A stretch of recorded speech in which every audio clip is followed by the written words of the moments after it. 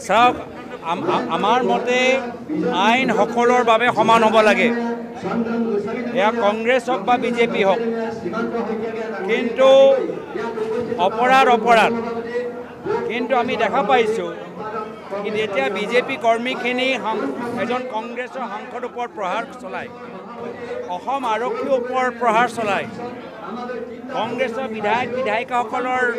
গাড়ী চিচা ভাঙি দিয়ে তেওঁলোকৰ ওপৰত অসম আৰক্ষী গৃহ বিভাগ নিমাত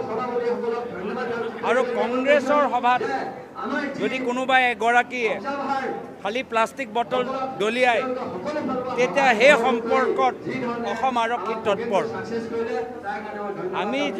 জানিবলৈ বিচাৰোঁ যদি খালি প্লাষ্টিক বটল দলিয়াত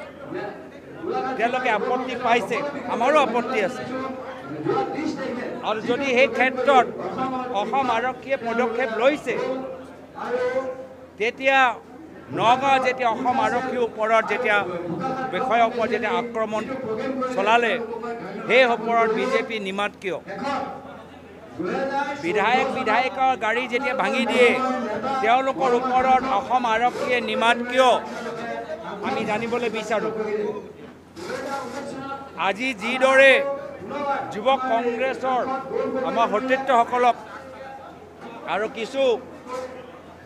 নৱপ্ৰজন্মৰ যুৱকসকলক অসম আৰক্ষীয়ে আজি খুব চিৰিয়াছ কেছ লগাবলৈ বিচাৰিছে আমি এই মঞ্চৰ পৰা আমি আমাৰ যুৱক বন্ধুসকলক কৈছোঁ যে কংগ্ৰেছ দল তোমাৰ লগত আছে দৰ মত এইবাৰ যুঁজ এখন হ'ব আমি ভয় কৰা নাই আমি আইন মানি চলিম আৰু আমি